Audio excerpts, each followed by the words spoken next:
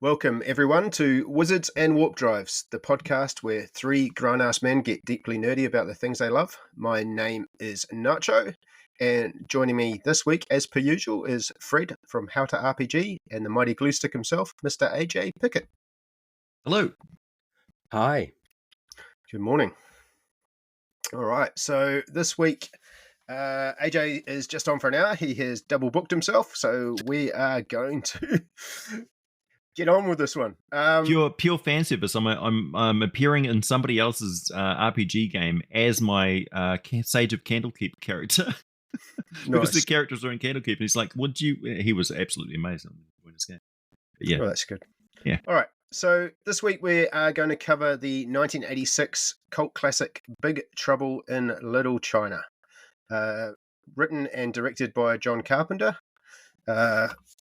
produced by Larry Franco, starring Kurt Russell, Kim Cattrall, and the who's who of Asian American cinema, including James Hong, Victor Wong, Dennis Dunn, and a whole bunch of others. Mm-hmm. A rough and tumble truck driver and his sidekick face off. Oh, see, even that's wrong. That's off IMDb. No, even that synopsis is wrong. No. A rough and tumble truck driver and his sidekick face off with an ancient sorcerer in a supernatural battle beneath Chinatown. All right. Yes, more or less. Yeah. We'll get there eventually. The pacing, first off, the pacing on this movie is relentless. So there's a lot of plot that goes on, and you're kept kind of like with this perspective from Jack Burton's point of view, where the movie just comes at you, and there's precious few explanations, and there's not a lot of lead into it. So you're kind of as confused as he is. The first time you watch the movie, and there's lots of spectacular stuff in there. Like, it's a real gem, this movie. I love it. It's one of my personal favorites. It's a misunderstood movie. Like, no one got it when it first came out. So, yes. Yeah. Heck, John Carpenter was saying that when he cut this movie, the intention was to cut it so it was just breakneck fast. And I think it was Howard Hawks. He was a fan of Howard Hawks, and so all the cutting is done in such a way that you just can't get bored. You may be confused. There's a lot going on, but you won't be bored. Yeah. There's a couple of pieces of this movie which make it an absolute must-see for Dungeons and Dragons fans, which we'll get to. Yeah, I'll quickly just break down the plot, as much as Fred hates me to do this, but it is a rather convoluted plot, so I'll just fire through this quickly. So, truck driver Jack Burton wins a bet against his friend Wing Ching as he follows him to the airport to pick up his fiancée, where a Chinatown gang called the Lords of Death attempt to kidnap another woman, but instead abduct his fiancée Mion Yin. And on my watching notes here, I've got racist sunglasses ? Did you remember that guy's? No, they were of the time. The white glasses, they were of the time. Yeah. And they stand out now because nobody would ever wear those things now. They were like squinted-eyed. Yeah, I know. Squinted-eyed. No, but they were actually glasses you could get at that point in time. They most certainly still wear them in Japan because they have very, very, very tight fandoms over there, and they take their vibe and period costumes very seriously. Yeah. Every bad guy on this looks like they're from the Teenage Mutant Ninja Turtles. Yeah, pretty much. Yeah. There's a lot of inspiration. Ninjas everywhere. But you also got to remember this movie plays on eyes. Like the person who they're supposed to kidnap has got green eyes, and the person that they wind up with has got green eyes, and then even later the bad guy on, the main bad guy wants somebody with green eyes who's a woman, and they all have sunglasses and stupid glasses wearing the stupid white things. He also shoots deadly eye beams, and he's got an eye beast, a floating eye beast, basically a beholder that's in his service, or a spectator, if you want to be more precise. But yeah, it's there. So what we're saying is Big Trouble in Little China is about people with eye disease. Yeah. I actually Googled like how rare is green eyes, and it's actually 2% of the world's population have got green eyes. So it is quite a rare one. Definitely. Even the Yeti that shows up later on, you first see it through its eyeball, peering at them through the thing. So yeah, right on the money. Is that what that is? I ripped Chewbacca on crack? Question mark. Yeah, no, it's supposed. It's I actually like the yours most. more. It's Yours actually is the best most. one. It's the most. It's actually the most accurate depiction of a Himalayan yeti that's ever been depicted on film. But don't get me started. It makes no sense for that thing to be in the movie, but it was Yeah. like a leftover prop. Anyway, so Jack and Wang, they follow these gang back to Chinatown, where there's a funeral procession and a rival gang war kicks off between the Changxi and the Wing Kong. And suddenly, 3 storms, thunder, rain, and lightning arrive, using their supernatural powers to slaughter the Ching Shang. Another note I read here. Is that guy holding back scratches? Oh yeah. I know what you're talking about. There is also a place to point out that the bad gang is in red, and the people at the Fighting Tong. procession are in white, and that is to reflect the good and bad. And then, of course, the yellow is supposed to reflect the battle between red and yellow rather than red and white. I would have thought it would be black and white, but this is old Asian culture, so a little bit different. Yeah, because they're in a semi-automatic weapons as well. Yeah, that's right. Yeah, so they have the Chinese standoff where they're all standing there like intimidating each other. Then it's open up with automatic weapons, and then hand-to-hand combat, and not just run of your mill, hand-to-hand combat. No, there's people getting their heads smashed through boards, thrown through windows, impaled. Their backs splintered over kneecaps, just brutal, full-on hand-to-hand fighting, and they just let the experts in fight choreography do their thing, and it's one of the best sequences of hand-to-hand mass combat that I've ever seen on cinema, honestly. Also, it makes no sense for Jack to be driving a truck through this alleyway. No, and he was driving that truck himself. So when he stopped with his truck at a certain angle, it was because they were worried if he went any further, he was going to actually drive into the set. He had to learn how to drive a truck to do that. I think it's like it's showing that how awkward he is. Like, his truck is Americans. Yeah, the only reason he was there, so he's driving the Pork Chop Express. So he delivers a load of pork to basically the Chinatown markets. And then when after he delivers it, he sits down to do a card game with all of the guys at the market. And then right in the morning, after everybody else has gone home, it's just him and his friend Wing. And the only reason he gets involved in this is because he won't let Wing out of his sight until he pays him his money that he's owed. Right. That's his entire motivation for being there. And then his only motivation is to get his truck back, because what happens next? Yeah. All right. Sorry, let's get on with this. Fred's rolling his eyes at me. Right. I'm talking about the motivation of his character, not the plot of the story. Jack tries to flee. He runs over Lo Pan, who's played by the absolutely brilliant James Hong. Still alive, 95 years old, still going. He is, because he is. He is immortal. And then he thinks he kills him. He shoots him with some lightning, makes him blind. Wang throws some puddle water in his face, which is, mate, get a tap. They race to a restaurant where they regroup with, he's already met Kim Cattrall's character, who is called Gracie. She's a lawyer called Gracie Law. Why is she a lawyer? That was just a coincidence. It has nothing to do with him actually making her name that, so you would remember that she's the lawyer rather than the reporter. Yeah. Don't forget, the reporter plays no real role in this movie whatsoever. I don't even know why she's there. She's there for... she's there to point them in the direction of where to go next. Oh, right. Yeah. Wang's mate, Eddie, who's the whitest Asian guy you'll ever meet. Ed Sheng, Victor Wong, who's another absolutely brilliant Asian actor. He explains who Lu Pan is. He's cursed. He needs to sacrifice a green-eyed woman to regain his physical form. He's 2,000 years old. I can't believe I watched this as a kid, because I didn't realize it had so much like sex trafficking, brothel stuff going on. Yeah. There's just not enough. There's just not enough movies that involve sex trafficking and slavery nowadays, and stealing babies and sacrificing them. We just don't get enough of that stuff now. No, that's all gone now. So then Jack and Wang go undercover into the brothel. They somehow roll a stealth mission. Yeah, they infiltrate as repairmen or something. I can't quite remember. I watched it Yeah. twice and I still can't quite remember what their It's a scam was.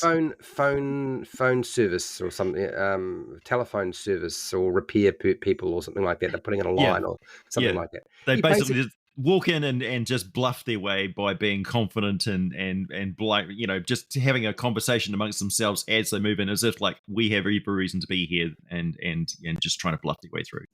Yeah. Which is classic D&D plot.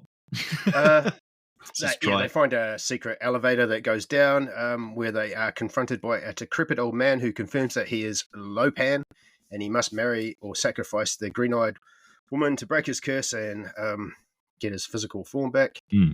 Jack and Wang escape. They free all the prostitutes, or they're not prostitutes, are they? They're sex slaves. I think that's where the truck comes in handy, so there's somewhere to put all the women. Well, they actually escape. They escape in Egg Chen's bus, but yeah. Oh, that's right. Yeah, that bus. That's right. And the bulletproof bus. I wonder if Wong was actually driving the bus. I don't know. Yeah, it'd be fun.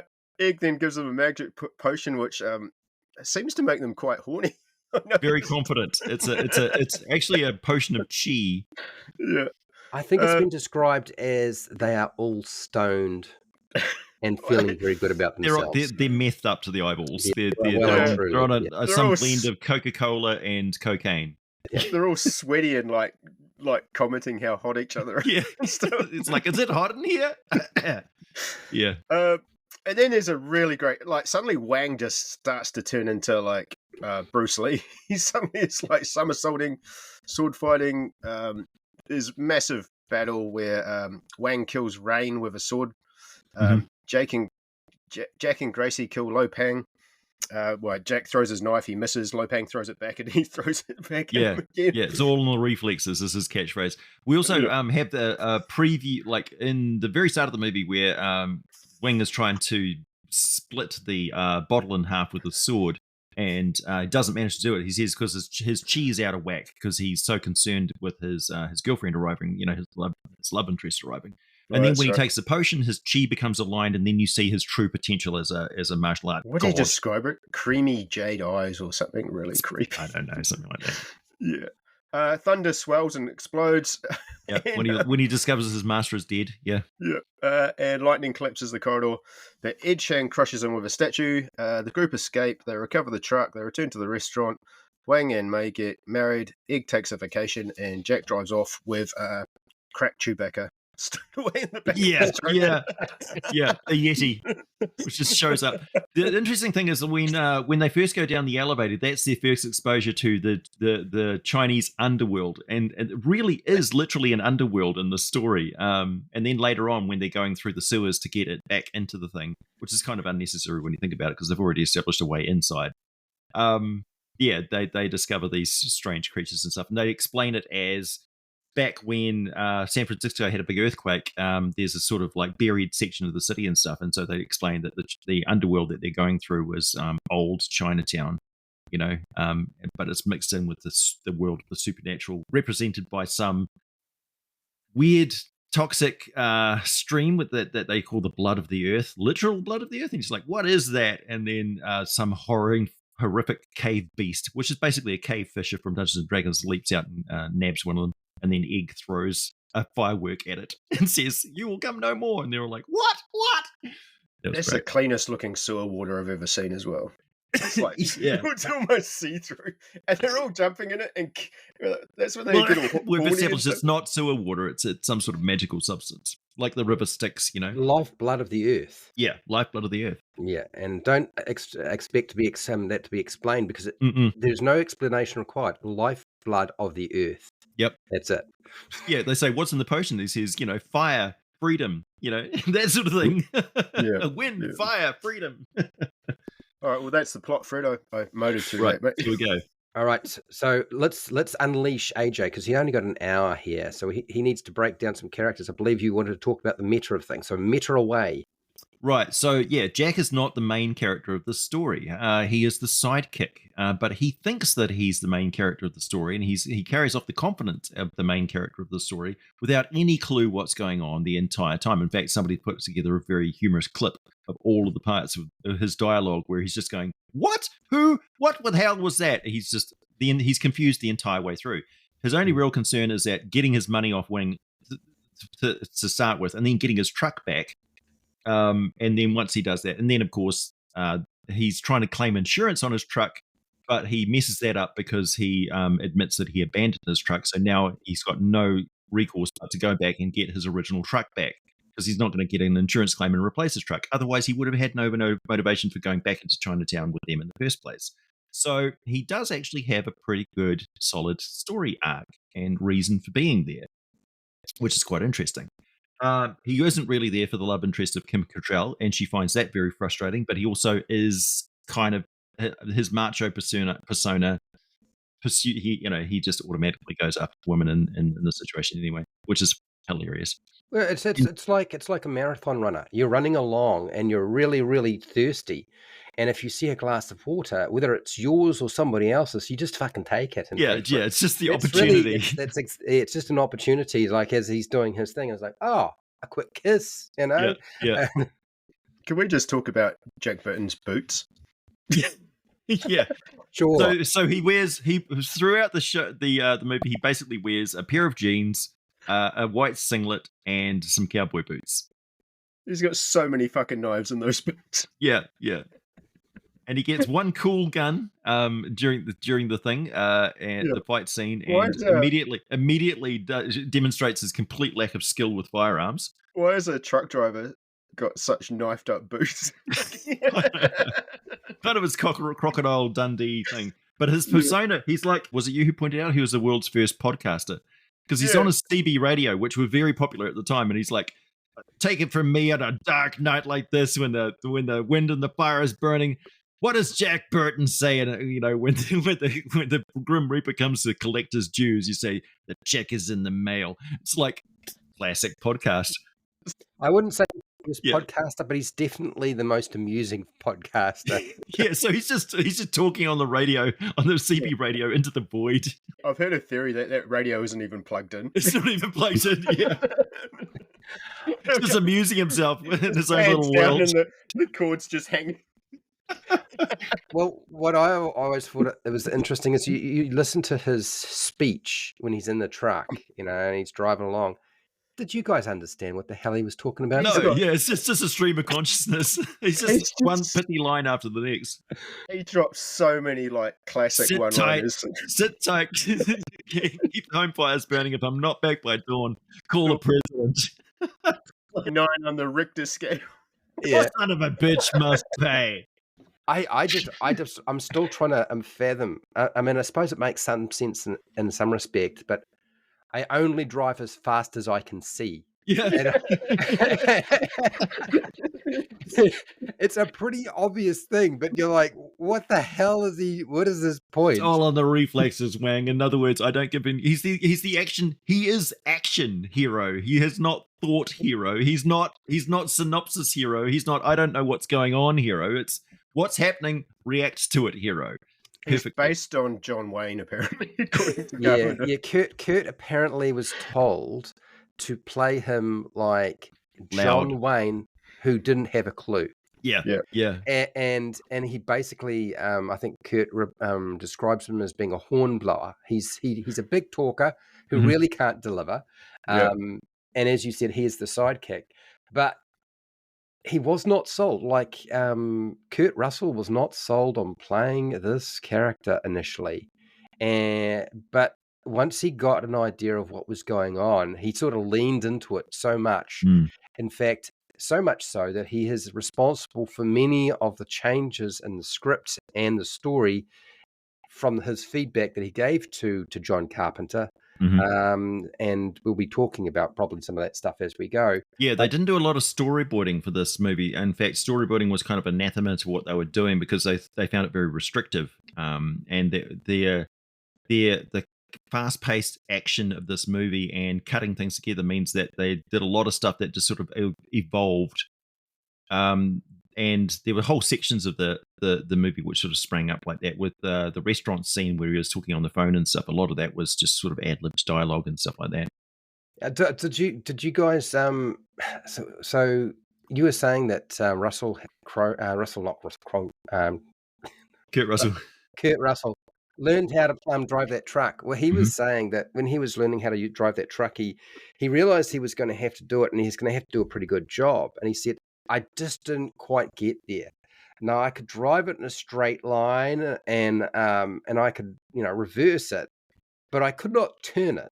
Mm. No. And hence, he said there were many times when I'm trying to go around a bend, and the one the scene you described, I just couldn't go any further because I couldn't turn it fast enough and tight enough, and so I just Yeah. had to stop. Otherwise, all the sets would just get knocked over. And Mm. he said we never tried to fix that because there wasn't time, and I was never any good at doing it the first time. It's not like it was going to get better, so Yeah. we just left it in. I had the privilege once of just personal anecdote of working as a furniture mover in Sydney, and we drove a truck around, a big truck around some very, very narrow roads in those hill country of Sydney, which were basically built for cars.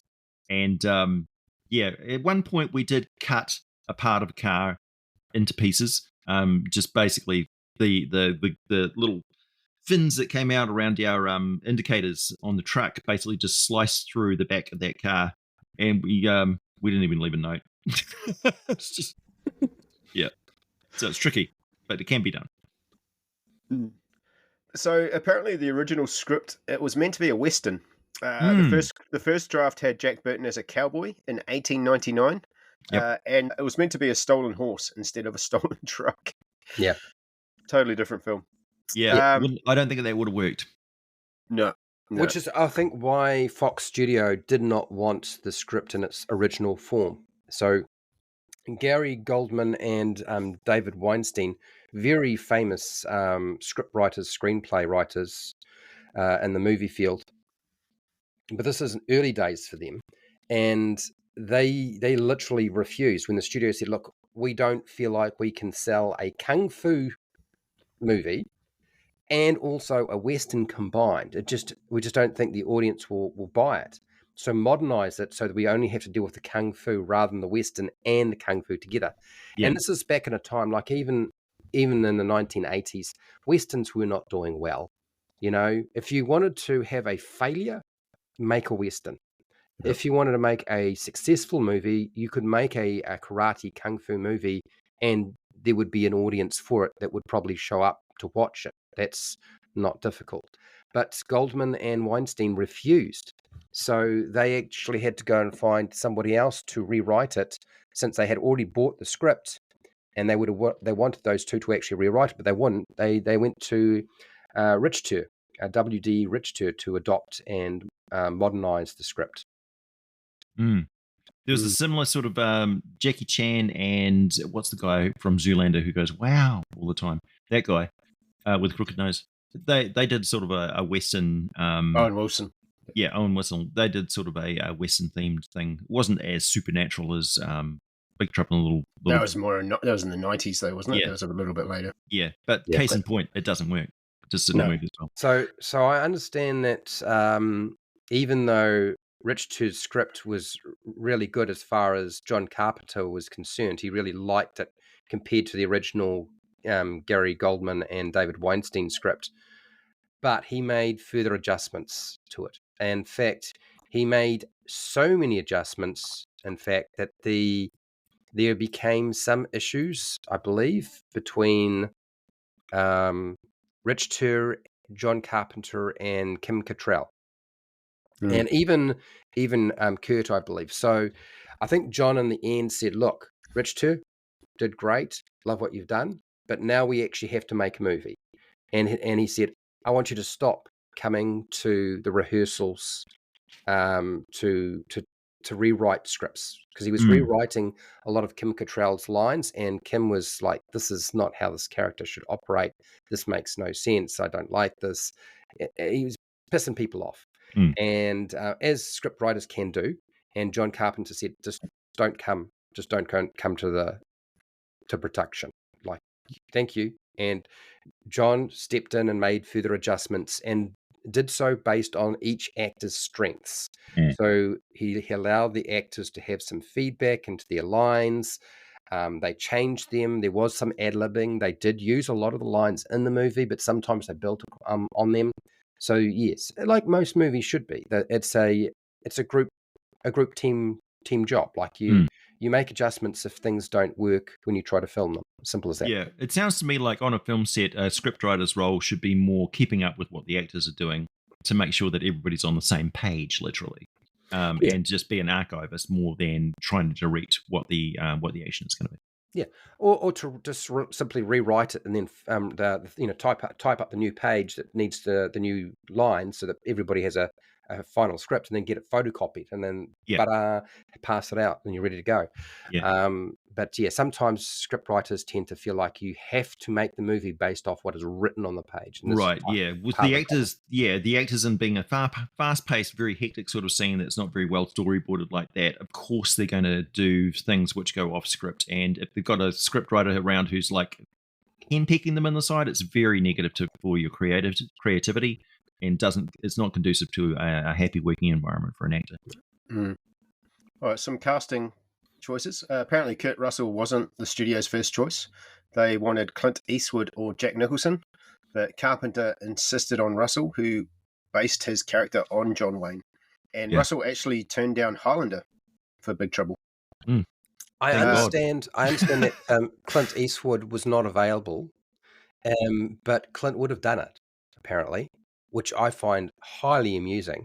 And Jack Nicholson was not available either, but I don't know if he was open to the idea. So John Carpenter had a couple of people who were possibly willing to do at least Clint Eastwood, which I find highly amusing. Yeah. So what era of Eastwood was available this? At the time? What, he was Dirty Harry. What was he doing around this time? 86. What was? Geez, I can't remember. No, yeah, that was later on. So he'd already done his fisticuff movies, the Every Which Way But Loose. Yeah, that's 70s. Yeah, those are 70s. So he's starting to get on in years. But Jack Nicholson would have been.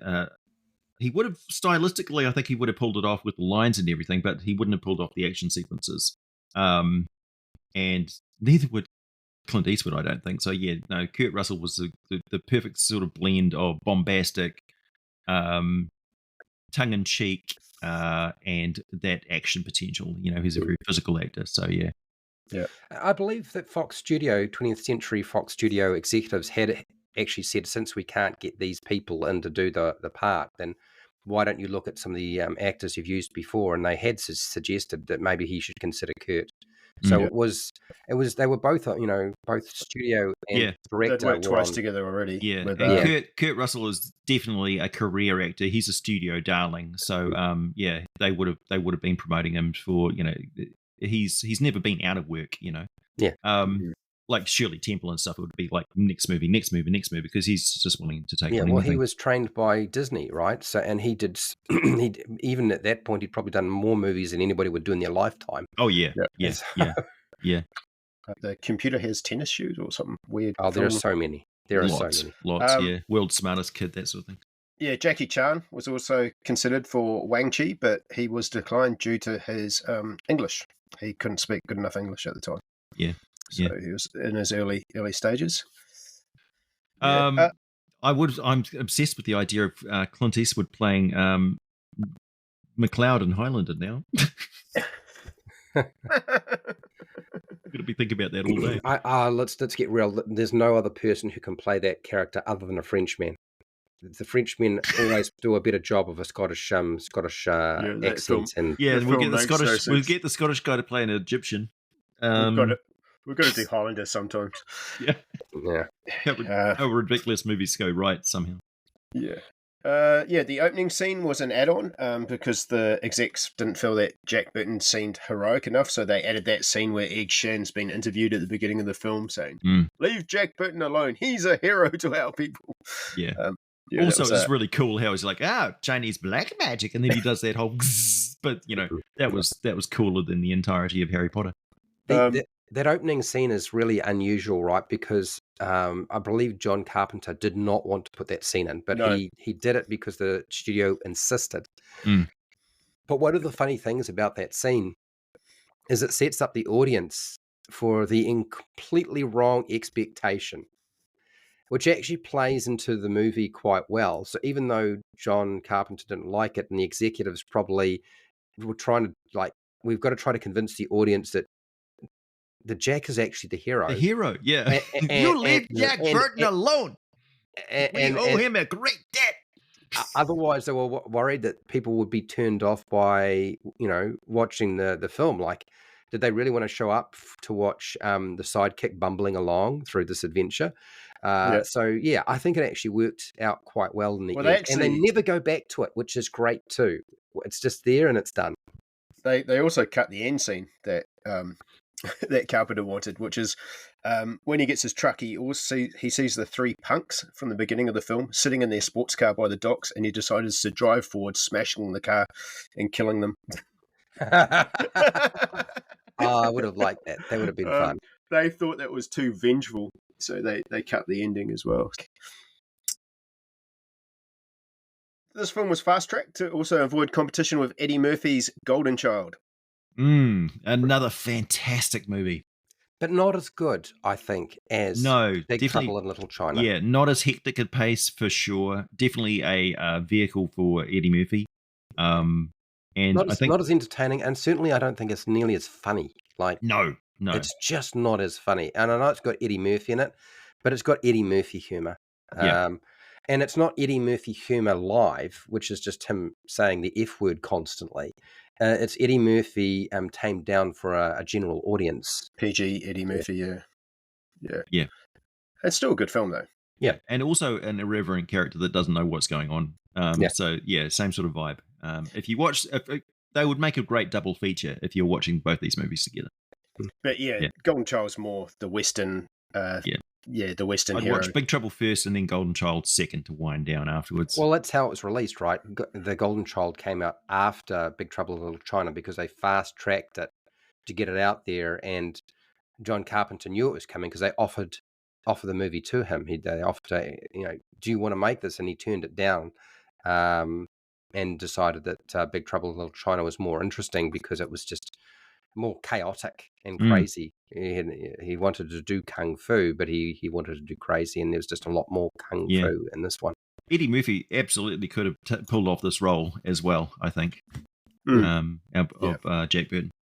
Yeah, it's a very charismatic role, and although it would have been Jackson Burton or something, Jackson Washington. This film was a flop. Had a 20 to 25 million budget and only earned 11 million, leading to Carpenter's departure from big studios to pursue more indie projects. Yeah, it was same old story with Fox. It was badly promoted. Same reason why a lot of their projects failed. Like I was reading up, I was perplexed as to why the first series of The Tick didn't make it, and that was because they basically just screwed up, and they put it at a like prime time 8 p.m. up against a couple of other really good things, and then they promoted it during like the baseball version of the Super Bowl, thinking that for some reason baseball fans would be superhero comic parody fans. I don't know what the reasoning is. So the budgeting on this was interesting because I was looking at the information, but I saw an interview with John Carpenter, and the budget was targeted at 20 million.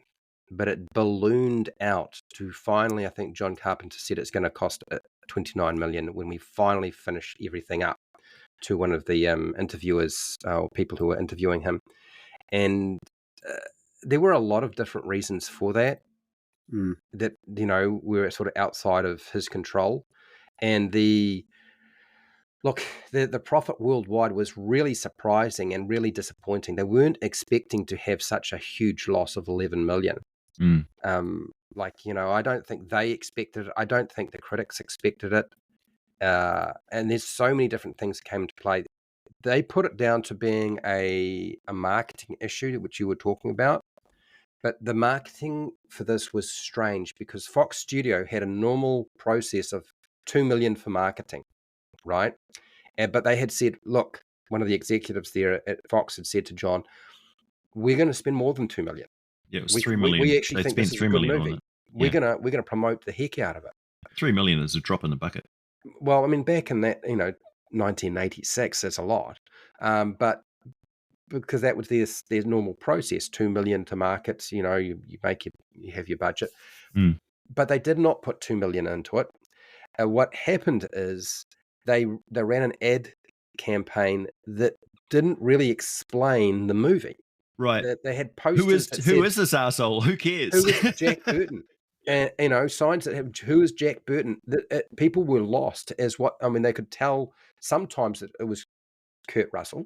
Yeah. But even Kurt said some of the posters that were made for the movie, he couldn't even tell it was him. Yeah. Mm. It didn't look like him. It just looked like somebody. So if you're trying to sell his face to the movie, it's a bit hard if the face on the poster doesn't look like Kurt.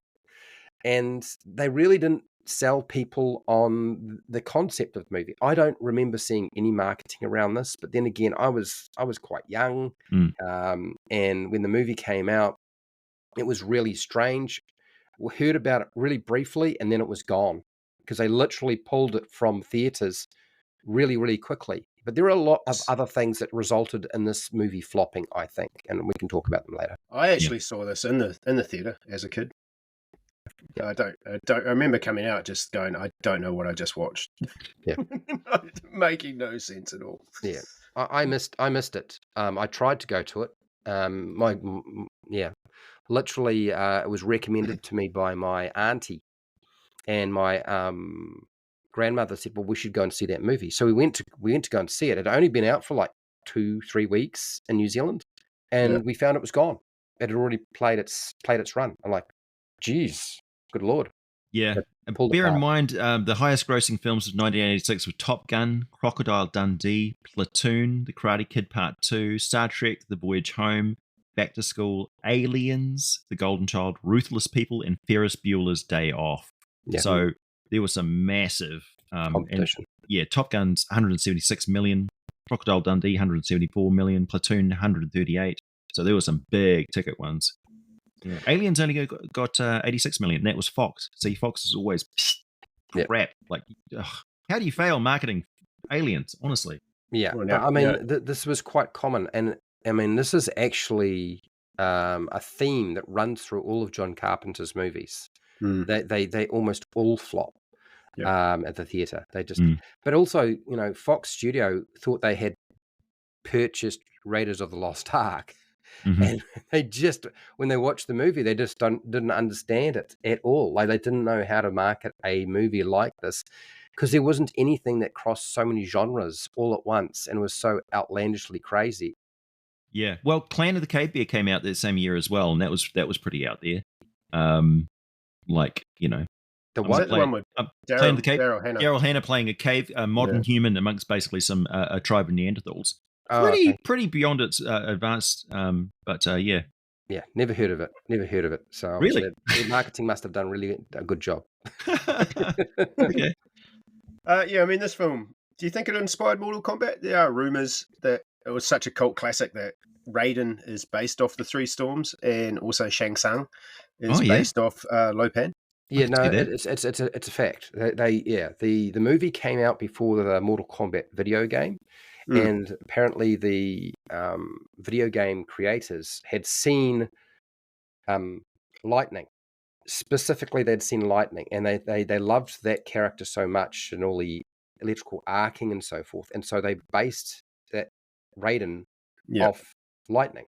And you'll notice that Thunder and Rain are characters that they integrated a little bit later on. I believe Rain came in, I don't know exactly when. Thunder, not so much, but Rain, they created a character called Rain as well in Mortal Kombat. That hat that they rice. Yeah. The rice growers hat or whatever. Are they called rice growers? Is that what their job is? I don't know what it is, but you couldn't see out of that hat. No. Hence why you have to angle your head back so you can actually see underneath the lip of it, because you wouldn't be able to see anything otherwise. Apparently in 2015, Dwayne "The Rock" Johnson announced he was going to make a sequel replacing Jack Burton. I'm so glad this never happened. Yeah. So here, the thing with Dwayne Johnson is this was put forward at a time where 20th Century Fox had dug themselves such an enormous hole that they really had to sell. And they sold to Disney. And so this movie, I mean, honestly, this movie doesn't really need a remake, in my opinion. but I don't think that the division of 20th Century Fox that is now owned by Disney since they've been purchased, I don't think Dwayne Johnson has got a hope in getting Jack Burton rebooted or even making a sequel. Because there was a talk of just rebooting the movie, doing a sequel. It's never going to happen. John Carpenter also composed a theme song with his band, the Coupe de Villes. Yeah. Terrible song, terrible video, surprisingly popular. Just because it's Big so bad. Trouble in Little China. Can I just say, I think that's being unfair. I think Pork Chop Express and Big Trouble in Little China really make this movie howl or sing. And look, I guess this is one of the things that John Carpenter is a filmmaker, but he's also a musician. Mm-hmm. And he's a rock musician. He loves rock music. But Alan Howard, how is it Howarth? I think it's Howarth. Alan Howarth and John Carpenter came up with these, and John was really pleased that Fox Studio would let him do the music. And he said, "This is part of the reason why I wanted to do it, because they'll let me make do a music score for it, do some music for it." But the video is not great, like, you know. And he's pulled together all his buddies. They're all filmmakers in there. They're like doing music, and they just hang out together. And the editing as well in the music video. They're doing some film editing as well. Mm-hmm. Yeah. It's like a little montage of them singing and editing at the same time. Yeah. It's a terrible music video. You can find it easily on YouTube. Yeah. Mm-hmm. That's pretty much all my facts that I have. All right, Mr. AJ, where's our meta? I'm saving my stuff for later. So meta us up. Really, I was just talking about Gracie Law being there just to explain the plot. She doesn't have much of another role other than that. You were saying that that Chinese guy being the whitest Chinese guy, he's very much a cliche of the restaurant owner, the charismatic Chinese personality, businessman. Yep. That's very much a cultural cliche that I've experienced personally. Yeah, that's so he was pretty well cast, I think. And Eddie. Eddie is your quintessential Chinese restaurant maitre d'. Yeah, or used car salesman for sure. Yeah, and then Egg Ching, of course, is your classic wizard. He's a Chinese wizard, and an alchemist, which is really cool. Because really, the plot of the story is about alchemy, ancient Chinese alchemy. He was at Golden Child as well, wasn't he? Yes, he played. Yeah, he played the father of the love interest, and a Tibetan monk with particularly bad grooming habits, which he's perfectly suited for too, because he's an ugly spud, or he was. Not when he was younger though. He's not that. Yeah. Anyway. He had been in movies for a very long time as well. And of course, he explained that Lopan's, the curse of Lopan is that he was out of balance. So his chi is completely out of balance. He's so negative. Basically, he's a dark side of the Force immortal. And he exists as a spirit being because only his chi is existing, and he's cursed to that his physical form carried on aging while his spirit could not die, could not pass away. So he had either two choices: die and go to the afterworld and pay his dues to the demons that he got in the situation in the first place, or appease the demons and reintegrate and basically his physical form is released to become the energy being that he is. So it matches his spirit and he becomes a living god, essentially. And he almost succeeded if it wasn't for that stupid truck driver. Right, I gotta go. See you guys. Okay, all the best. Have fun. Right. See ya. So I have quite a lot of information here because I went through and I collected a shite load. So I thought let's talk about Mr. John Carpenter, because as a director, when he got this movie, he was an accomplished independent horror filmmaker, essentially. Correct? You know, he was known. Yeah, he was known. He shot to fame with Halloween. Really, he did I can't remember what the film was he did before Halloween, but yeah, then Halloween, The Thing, Escape from New York, and I believe Christine might have come out before that, which was one of his big blockbusters. But almost all of his movies that he made were made on very small budgets. They were really good films, in terms of horror films and stories that didn't make any money. That was his MO. Like, he made independent films that were really good and people could tell they were good, but nobody went to them. They found life after the theatre, which was Yeah. odd. It wasn't, I think John was saying that if it wasn't for home video, nobody would know about his films because there just wasn't enough people going to them, which is unfortunate. And I think this carried over, unfortunately, over to Big Trouble in Little China. It's just one of those factors that contributed to the problem. People Yeah. just don't go to John Carpenter movies. I think he was ahead of his time and he was pushing boundaries, but people didn't get what he was doing until later. Yeah, exactly. And this is one of the few films out of his repertoire of filmmaking that is so different to all the rest. Yeah. This is a John Carpenter family film. This is his attempt to make a family-friendly film. Yeah, it's his attempt to make a really fun film, because I think that's one of the things that he was going for. Was he wanted something that was just really, really fun, and a lot of the film is taking the piss out of absolutely everything. Sometimes in a subtle way, and sometimes in a very obvious way. It doesn't matter who you are. There's some sort of thing underlying that he's taken the piss out of. So nobody was picked on exclusively. Everybody was picked on exclusively. So yeah. I mean, I read somewhere like, is this film racist? And I don't think it is, because there's only 3 white people in this film. The rest, it's a complete other. Apart from that, it's Asian American.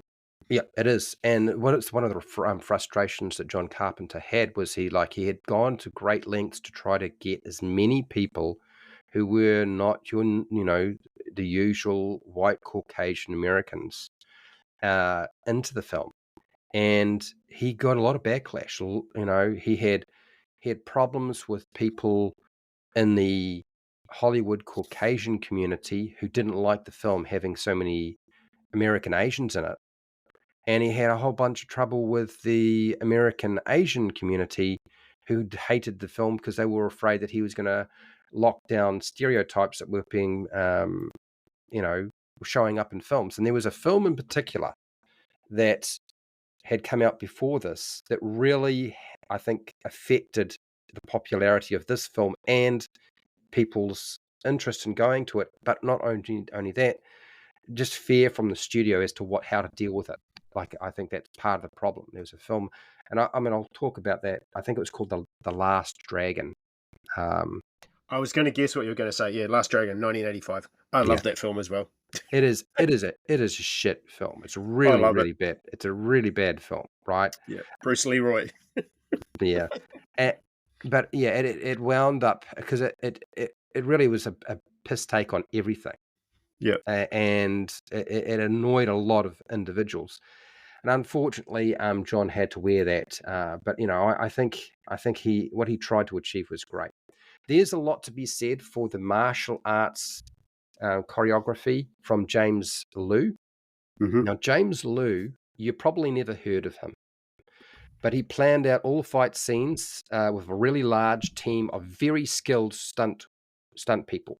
These are the top individuals in the field at the time, and most of them were Asian American, Chinese American, other parts of the world. But basically they were the people to have in this, and they knew what they were doing, and they had to plan out all of this very, very quickly. And what you find out about James is that James has made a lot of movies. You may not have heard of them, but there's a lot of movies with a lot of stunt work in them that he's done over the years. He'd already done a few movies before this, but yeah, probably one of the top choreographers in terms of fight scenes in the world. In fact, I believe that John Carpenter, who really wanted to do kung fu, was really not very versed in how to lay out fight scenes in this film.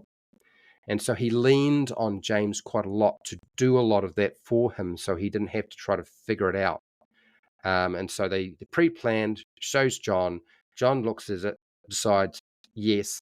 I think what has also happened too is, this happens with a lot of martial arts and kung fu movies for an American audience or Caucasian audience, particularly the Western sort of movies, is they have to slow everything down because nobody can see anything.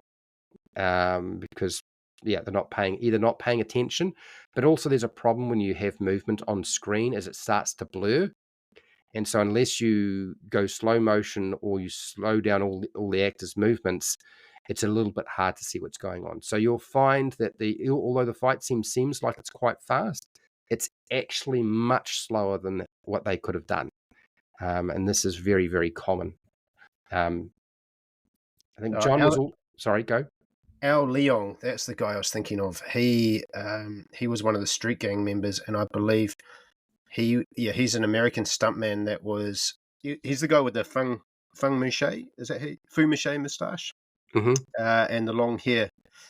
He trained under Bruce Lee. That's where I recognise him from. He was in a lot of Bruce Lee films. He always played henchman. Yeah. He was one of the main stunt coordinators on there as well. Yeah. Yeah. And so John Carpenter was saying that he had watched a lot of kung fu movies to try to get because he wanted to make something that was sort of a homage or his vision of something that somebody else was already doing. And he said the only way to pull it off in a timely manner, even with all these skilled stunt people, was to use a lot of trampolines, a lot of wires, a lot of reverse movement. So you have a lot of scenes that wind up being reversed by doing them backwards and then reversing the film so it's going the right way. Doing things upside down sets to achieve really complex fight scenes. Kurt Russell even says we're attacked by guys on wires at one point. Yeah. Yeah. And that bit when he grabs the he grabs the lightning and he goes back up. I think that's just a wire as well. Mm-hmm. Yeah. Yep. They'll probably just put lightning on the wire so you can't see it anymore. Yeah. Yeah. He holds onto the lightning and then shoots back up through the roof. Yeah. So apparently there is a scene where Jack Burton and it's a Win Chi. Mm-hmm. Win Chi are chasing after Mao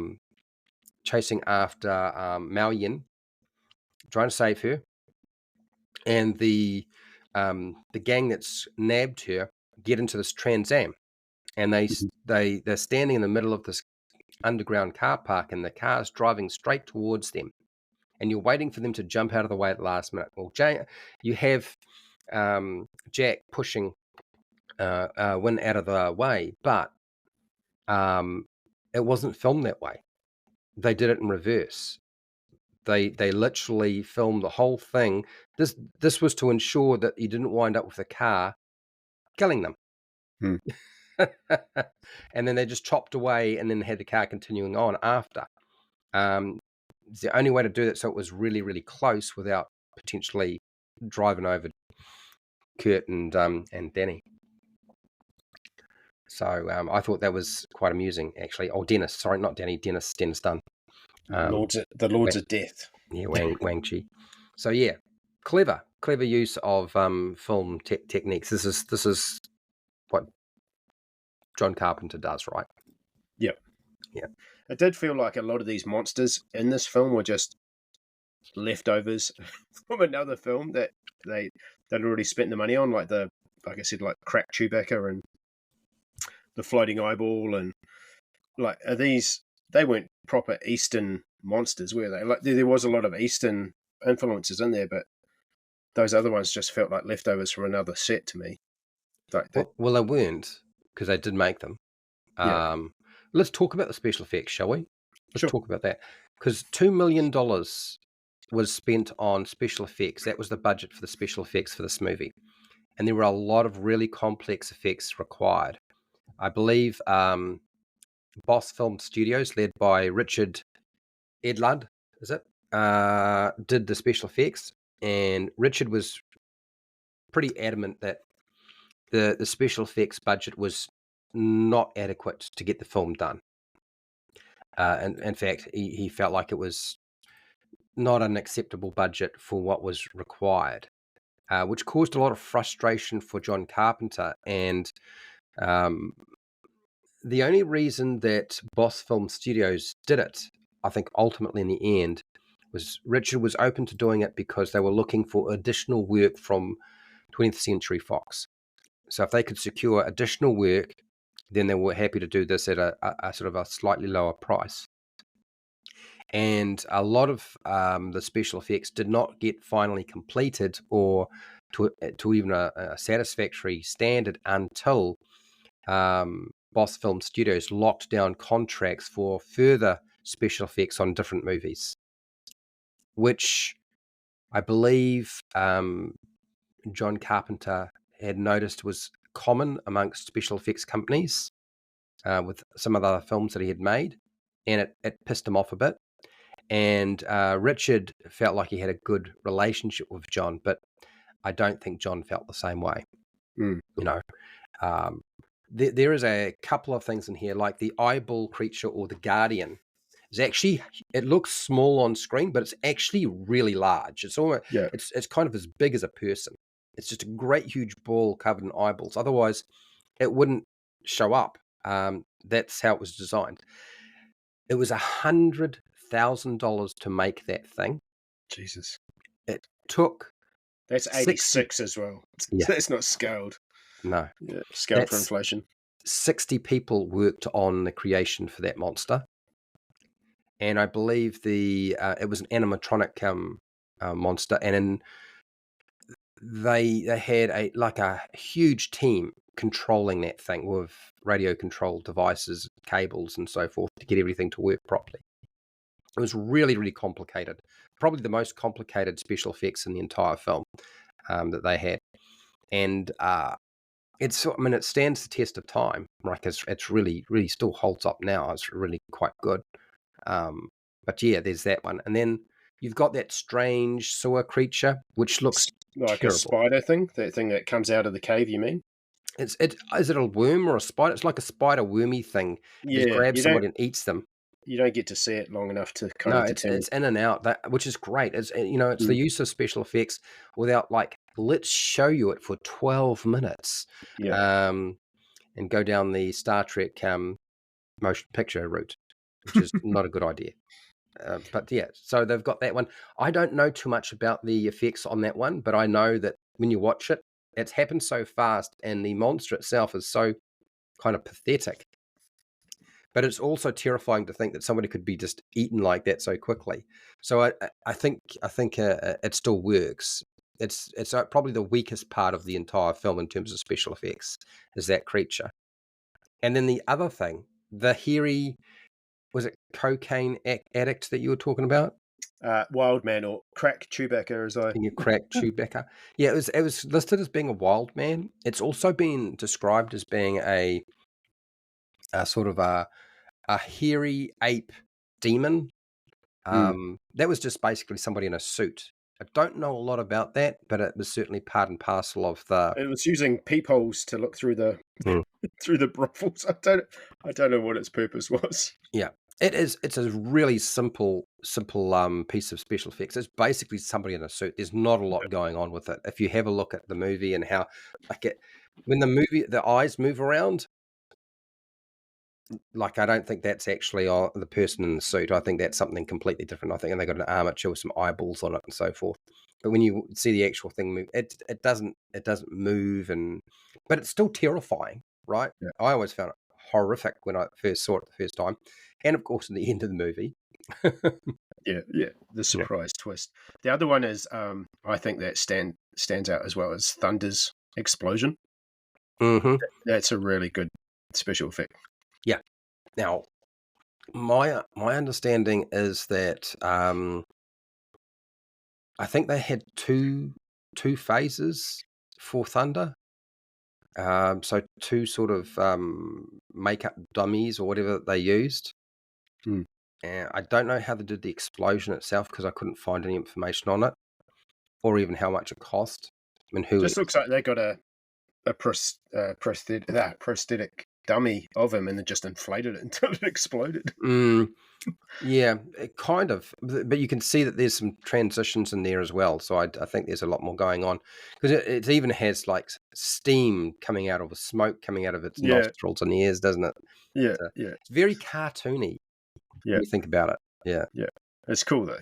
it is It's one cool. of yeah, It's to think that a hench, one of the major hench men or villains, when they find out that their boss is killed, will just commit. self-destruct.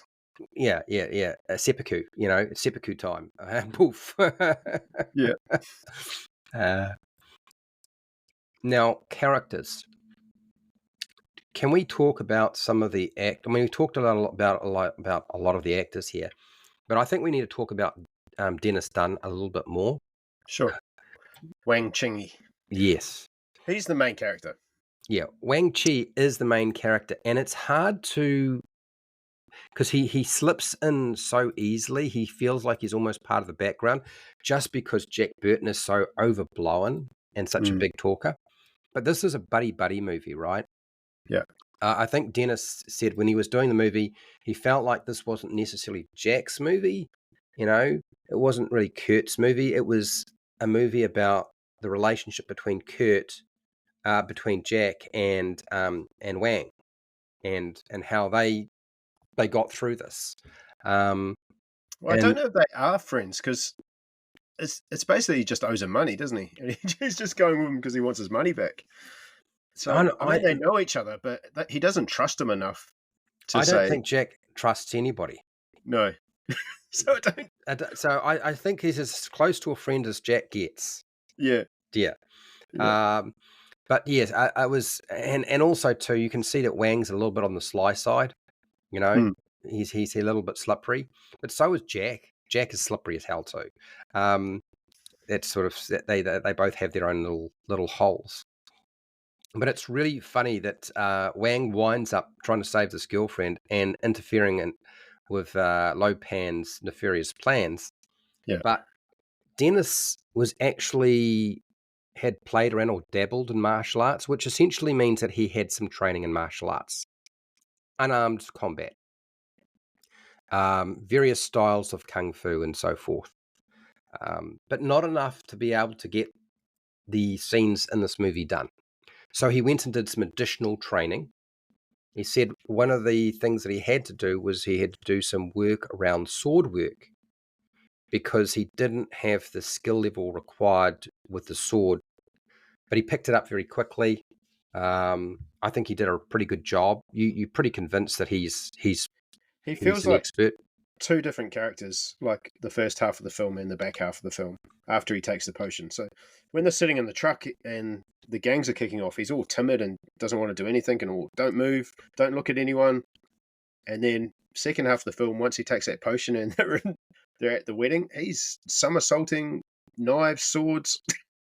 Well, it definitely goes to another level, but there is a scene where they're trying to infiltrate the underworld, right? And he does wind up fighting off some individuals. So I feel like, I think it progresses. It definitely increases his skill level. Certainly, initially he's having a little bit of trouble and he's trying to keep out of stuff. But but the whole time, like he's far more successful than Jack at fighting. But it definitely goes to another level when he takes the potion. But before that, we do get an indication that he's actually a skilled martial artist. He knows how to fight, which is fine. Now, the other thing about Dennis is Dennis had been in a bunch of movies before this, and I believe he had also been in The Last Dragon, which had a lot of controversy around it. It was absolutely slammed for being racist and not a good portrayal by Hollywood movies and blah blah blah blah blah. And Dennis was tied to that in some respects, and he hoped that what had happened with that movie would not follow him to Big Trouble in Little China, but I think it kind of did. I think unfortunately it followed him around, but that was not his desire. A lot of the people who made that movie, and I suppose they're going to say that, right, because they got paid, felt like that was not demeaning American Chinese or the Chinese culture in any way. But I mean, the reality is everything's taken the piss out of. Like John takes the piss out of everything. The whole script is kind of around that. It's about not taking yourself too seriously, right? Yeah, I mean, it was in vogue, wasn't it? This Yeah. Eastern sort of, because prior 84 we got Gremlins, which has got a massive Eastern vibe going on. Also, Temple of Doom. We've got Short Round introduced as the sidekick. Plus all those sort of kung fu movies going on in the background. So yeah, I think Last Dragon. It is that classic white savior movie, but they flip it on its head because it's an African American film, so it's not the white savior. So I always like The Last Dragon. I don't know why. It's a musical. Great bad guy. I like the bad guy in it. He's cool.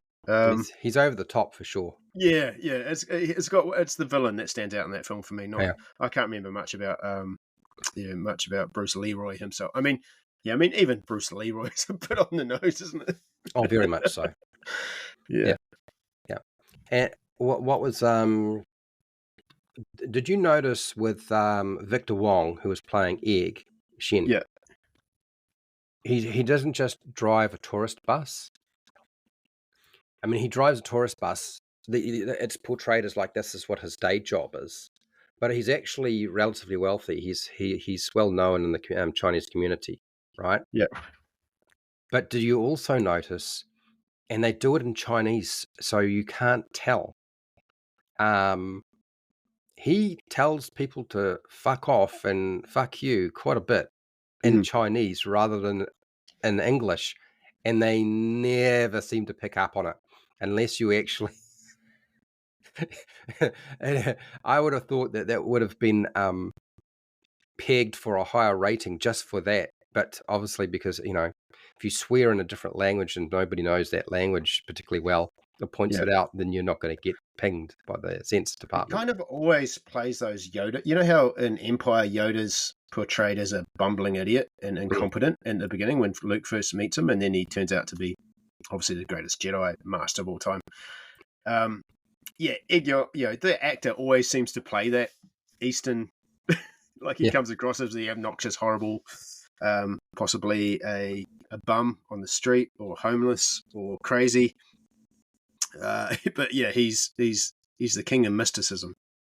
And that bar where he's making the potion, that's a Flash. Is that his place? That's Flash, man. It's pretty Flash. Yeah, absolutely. Yeah. And his bus is bulletproof as well, because that thing takes like a shitload of like gunfire and nothing happens. No one's killed.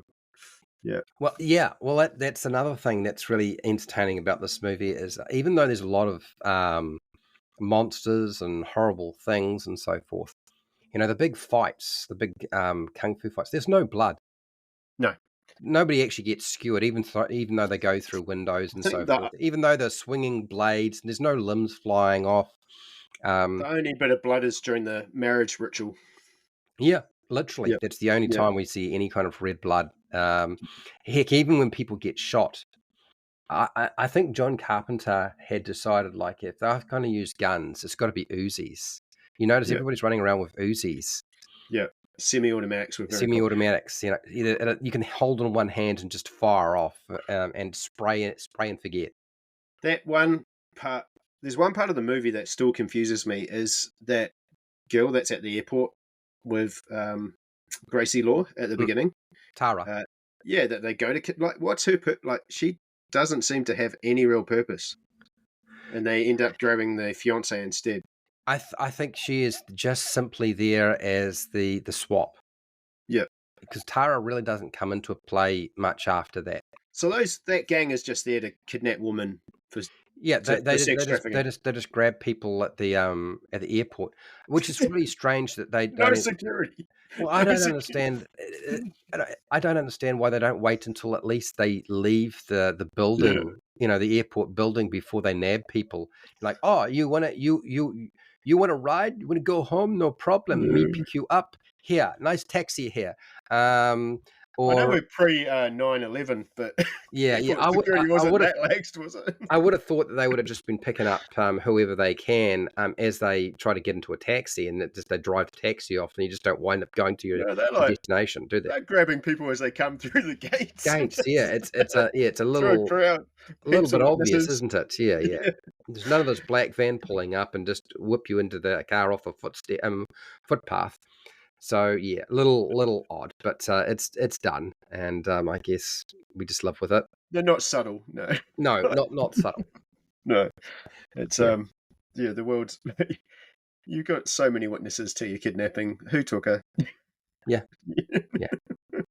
Makes no sense. No, not a lot. Yeah, that just felt unnecessary. I mean, was she was in the brothel, wasn't she? Sorry, She was in the brothel, was she, that girl? I can't remember. Tara. Yeah. No, I don't believe so. Doesn't come back again? No, no. I think they have a scene where they're just chatting away, preparing for where they're going to go next, and she's there. Yeah. And Gracie Law talks to her a little bit. There's not an awful lot. So Gracie Law is a Chinatown lawyer. She is a Chinatown lawyer who is trying to, I believe the concept behind what's going on with her story is true. She's exposition rather a lot. But she's naive enough, and she's trying to bring down a corrupt businessman who just happens to be David Lopan, who she then discovers is like not a man. He's a ghost. He's cursed. He's got something else going on. So she's invested in springing the truth on Lopan about his corrupt business practices, and she uses is it Kate Burton plays Margot, the reporter. Really briefly, basically trying to get Margot to actually run an article on Lopan about some of the biggest Chinatown corruption and get a scoop for her newspaper. It doesn't all go down well, and Kate Burton, who's playing Margot, really just winds up being sort of a help with the explain why we're doing something and why there are so many people involved. Like they have a lot of people involved in all of this. There's a lot of side characters, right? And they all have their place. But I think the idea behind Margot and the reporter is this is John sort of talking about how when you have a reporter in a movie, they get themselves involved in stuff that's well beyond what they're capable of dealing with, and they just wind up being completely out of place. Yeah. And I think that was that's what he was trying to say there. But he's also using the Kim Cattrall, who was actually really up for the role. She actually liked the idea of playing the role. Basically, she is depicting I guess, the American woman who has a good job, very self-assured of herself, kind of, quite bright, and also finds themselves, she's sort of like Jack Burton, but the female version, and she's completely out of place. And she plays a romantic lead, yes, but she never really is the romantic lead, if you know what I mean. No, he turns it down in the end. Yeah. Just like straight down. Yeah, She sees right through him pretty quickly. But they could have made Kate Burton and Gracie, Kim Cattrall's character the same character, and not lost any of the film. No, I don't. Yeah, they could have just combined that to be because there's no real reason for her to be a lawyer. So. Again, like I said, I think it's basically just like, okay, here's a character who is trying to take down David Lopan, who's a corrupt businessman, only to find out that he's some sort of supernatural, evil, cursed sorcerer with no body. And that's really what's going on there. But I could think have been an investigated reporter. Could have. It could have been, Kim could have just been the reporter rather than being a lawyer, and that would probably, But they try to build in a lot more characters. This is an ensemble character movie. There's a lot of characters floating around. I guess she provides some sort of romantic thing for Eddie's character as well. So Yes, yeah. You're talking about Margot. yeah, Absolutely. Yeah, which is unnecessary as well. But yeah. I think again, this was trying to. I think John was trying to sort of present like, it's all right, to marry or have a relationship with somebody who isn't from your own culture. yeah, Because this is very much the thing, right? Like, did Chinese you? American, African American, and Caucasian American, wherever they were coming from, were cross marrying a lot, and it was not necessarily back in that day. Looked on, it was kind of a little bit frowned on, but there were still people doing it, so they were putting it into the movie and making it a thing. Did you get confused at all between the three storms? Yes, I did actually. Mm, I Lightning, I understood, but I found it difficult to understand Rain and Thunder. Those two characters, even though they looked different, I didn't know what distinguished them. It was only when Thunder started swelling up yeah, that it started to help. I didn't understand what Rain's power. I was like, okay, so what does Rain do? Does he it make did rain. It rain? did rain a lot in this film, though. It did, but I didn't. It's constantly raining outside. I didn't associate him as being the the god of rain or anything like that, because it's not like suddenly he would make everybody wet, Yeah. you know. Rain was the master swordsman, Mm. and it's not until you watch him and watch the movie a few times you start to realize, oh, that's what's going on here. Lightning has got lightning, nice and obvious. Thunder is full of wind, and the prime lieutenant to Lopan. He spends a lot of time with Lopan doing his stuff. And then you've got Rain, who is the expert swordsman. Yeah, maybe not What? quite as defined as they needed to be. What are those back scratcher? What is that weapon? I don't know. I put it down as being like one of those really advanced barbecue sausage turners. Do you know what I mean? It's like those things you massage your scalp with. Have you seen those? Oh, I suppose you could. I might take it off. I might take the skin off though if you use that Yeah, thing. Yeah, a little bit of a it problem. was a weird choice for a weapon. It was definitely, yeah. Yeah.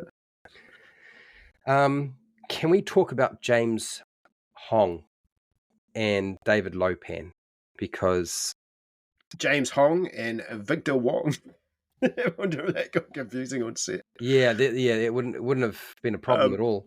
Great actor, still alive, 95 years old. Probably best known now as Poe's dad in Kung Fu Panda. Yep. Yeah. So I think one of the things that becomes really clear is he's perfect for this role. Hmm. There's a lot of the actors in this movie, and John Carpenter had said this many times, is we don't have to worry too much about what's going on here because we've cast the right actors for these parts.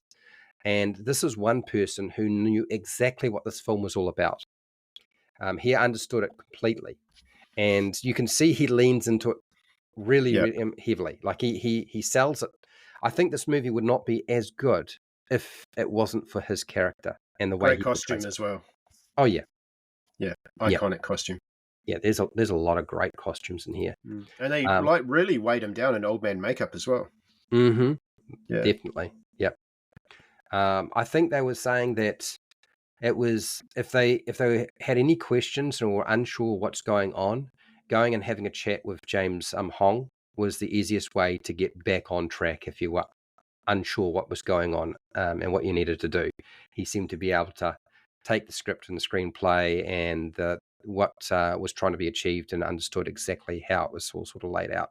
And I believe John Carpenter said he really found James Hong's feedback really useful, and didn't need to worry about what he was doing because he was spot on.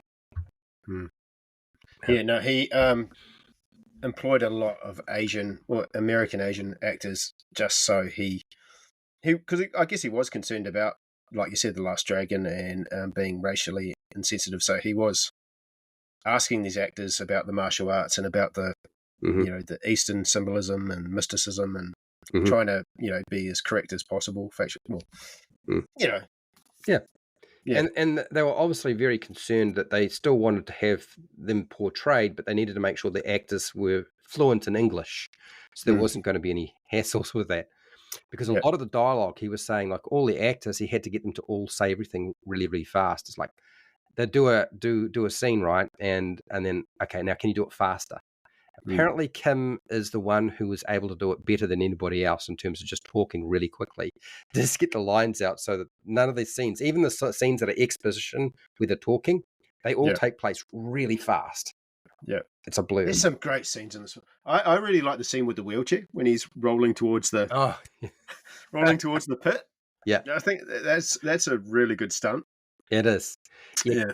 Kurt was saying that he remembered that scene. And he said, I'm not actually rolling downhill. It's flat. It's just the way they built the set.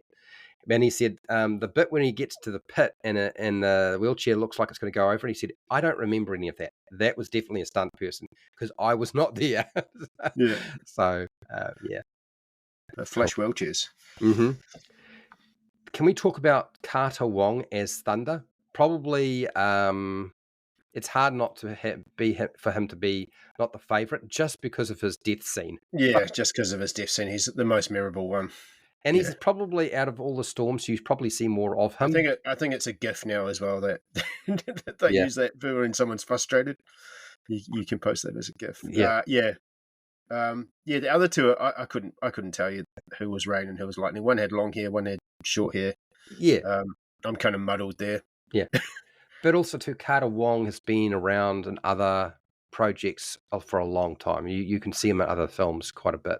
And he's done quite a few films before this and after. He reminds me a lot of who's the actor from Enter the Dragon and Bloodsport? He's got a similar presence. Yeah, I know what you're talking about. Yeah. No, I know who you're talking about. I just can't remember his name. And then Peter Kwong as Rain, the Elemental Storm Master, who's an expert in martial arts and the sword. I don't know. I always felt like his character blended too much into the others, so it's hard to pick out what's going on here. I wouldn't say he did anything wrong. It just doesn't stand out enough. Yeah, I think this is another one they could have trimmed the fat on. They didn't need three of them.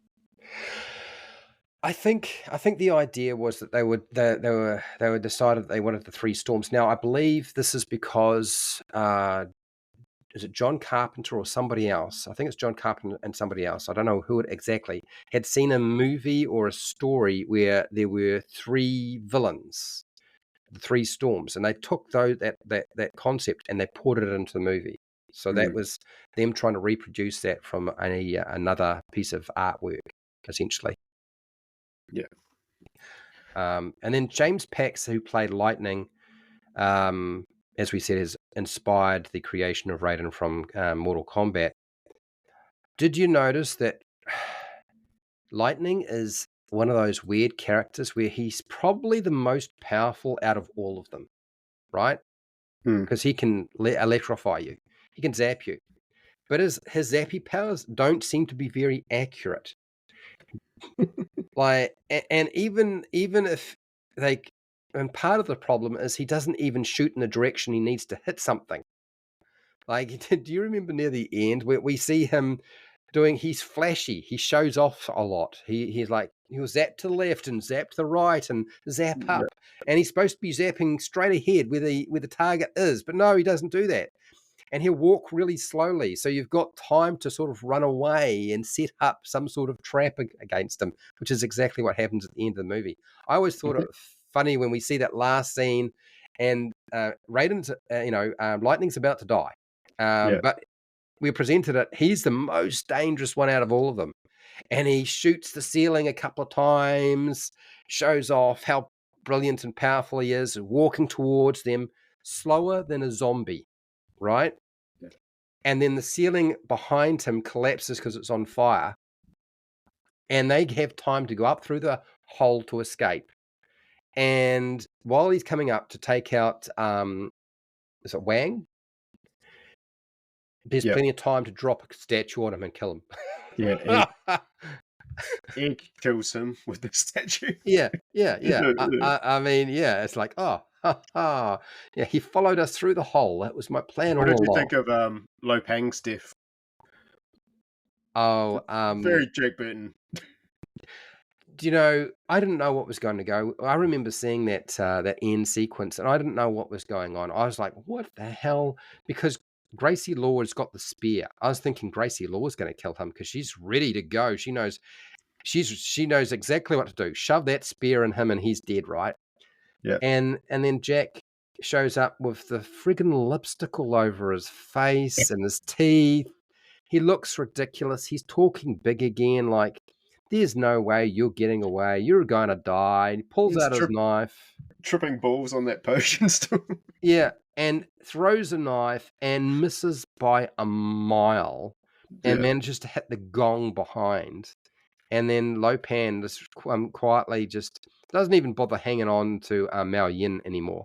He just picks up the knife and like, okay, you're gone. Throws a knife. Jack grabs it. We have forgotten just how fast his reflexes are. It's the only thing that he's got in his repertoire because he's screwballed at everything else.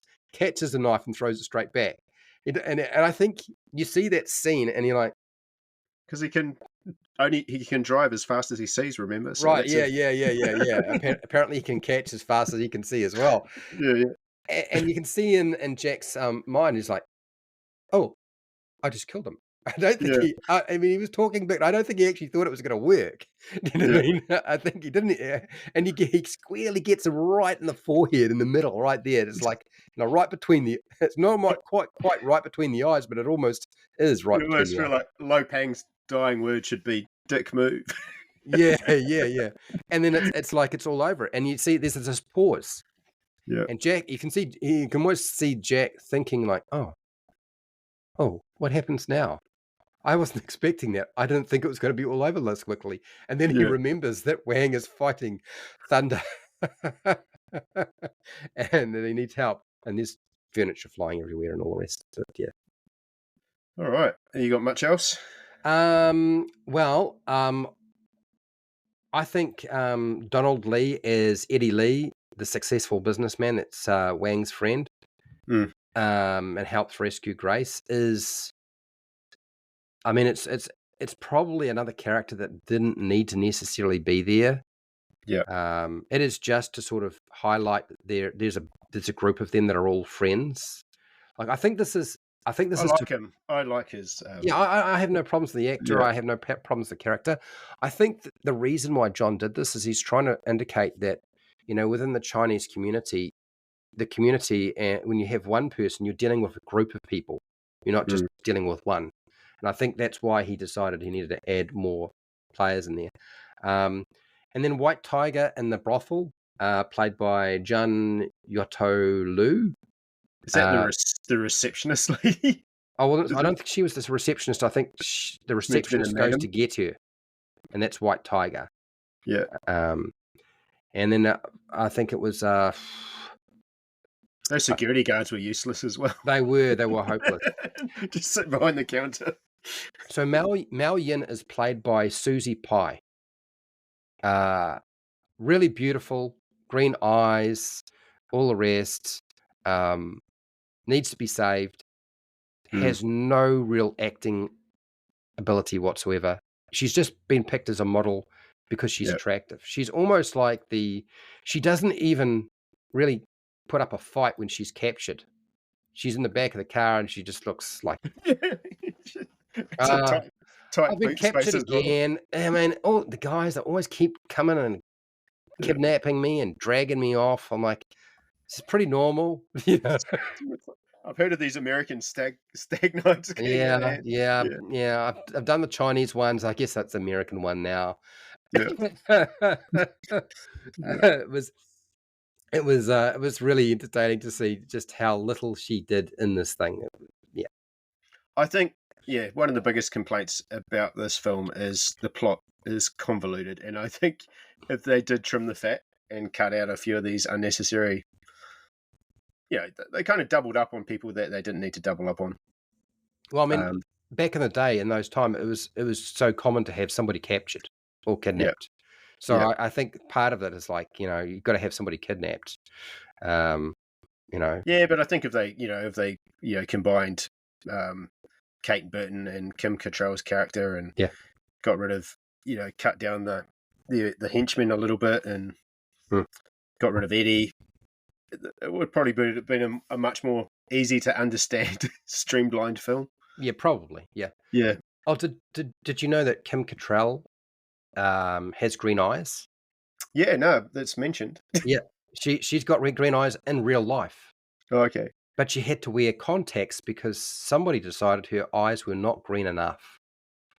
And unfortunately for Kim, she was not able to wear contacts without a lot of pain. And so they had a professional person who dealt with contacts who would put the contacts in, take the contacts out, do so 15 minutes before she had to act because it took 15 minutes for her eyes to stop weeping.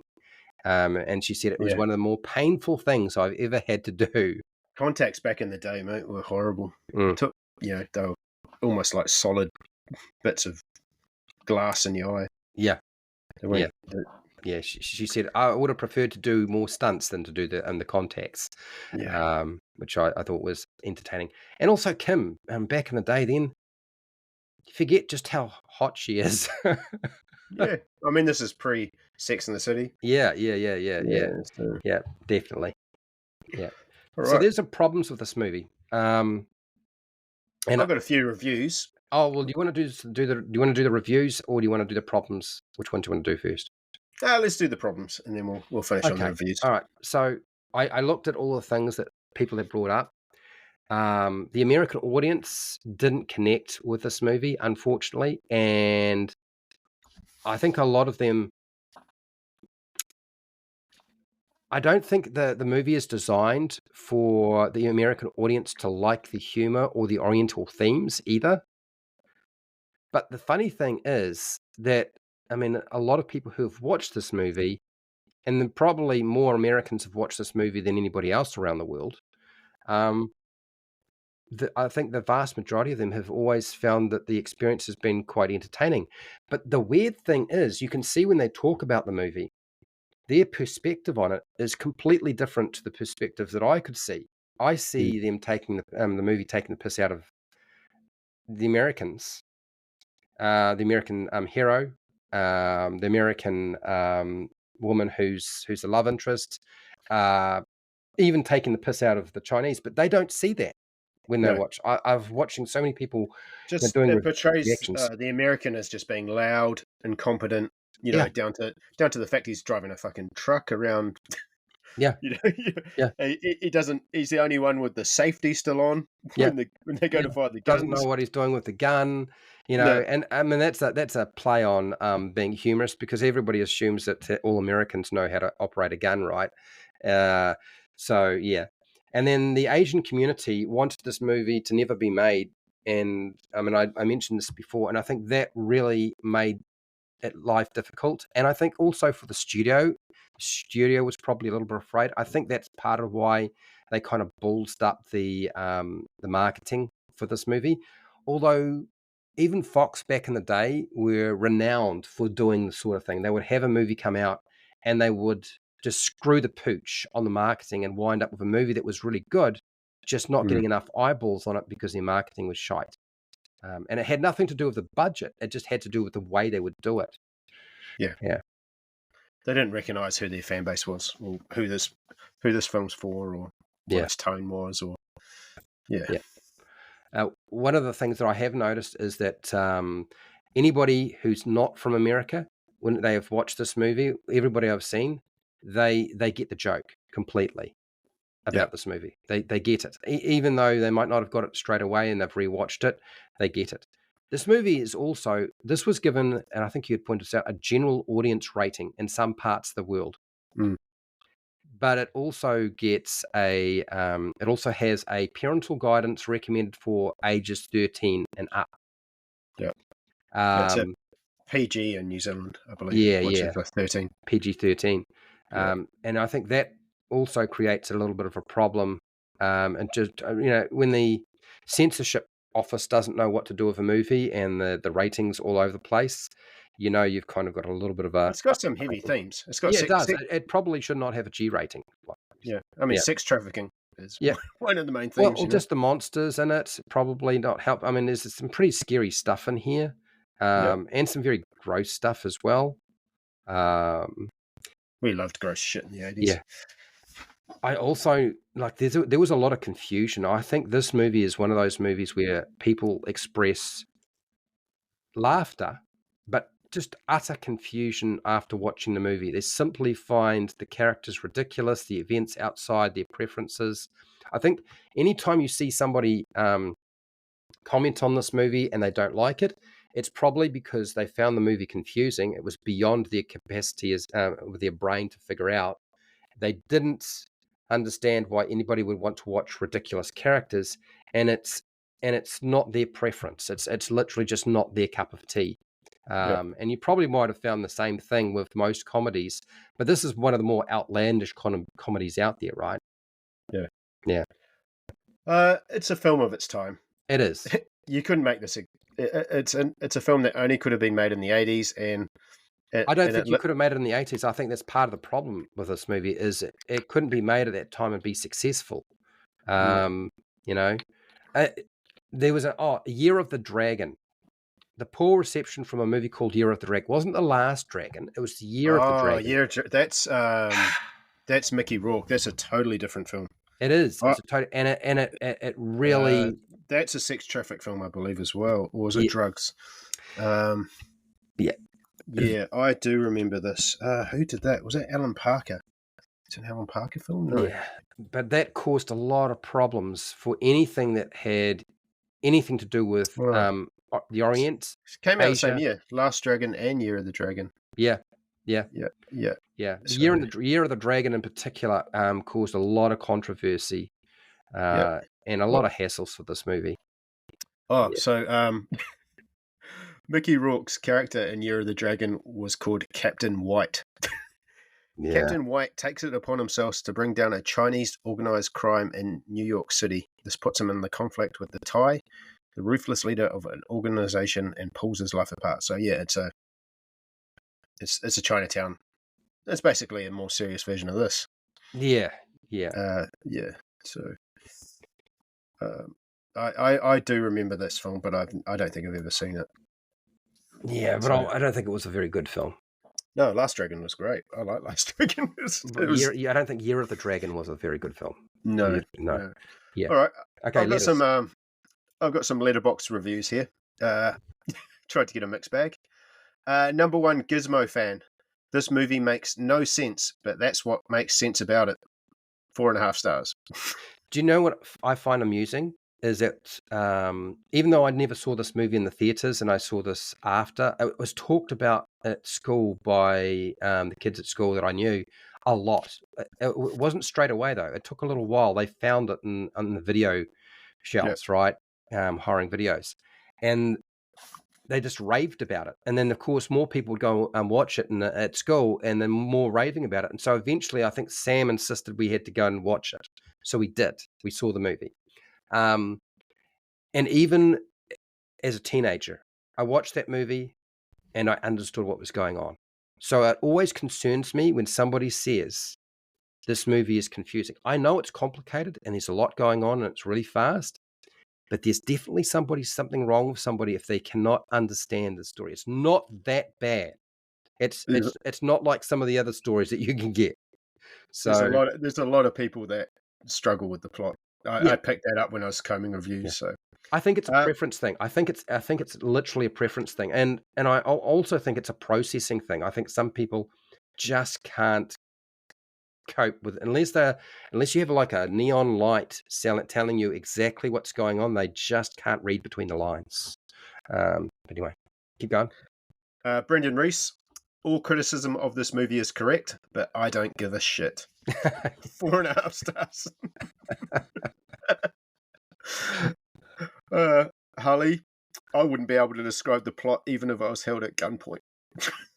2.5 stars. Well, I mean, if that's the case, then maybe Darwin was right, and leaving the gene pool is a good idea. It's not that difficult. Anyway, Plankton rules. This movie is Pee-wee's Big Adventure, but with a truck and Chinese demigods. 3.5 stars. It is actually quite similar to Pee-wee's Big Adventure. is it? I Yeah. suppose. I mean, all Lose- adventures have got some sort of adventure going on. Pee-wee loses his bike and has to deal with getting it back. Okay, all right, okay. Yeah. Marum. How did a 1 hour and 40-minute film somehow manage to shove in 3 hours worth of plot? But because it's shot fast, there's no screwing around. That's why. Yeah. This is my last one I liked. Grizzly Guy 222. I think this film is what white people thinks happens in Chinatown.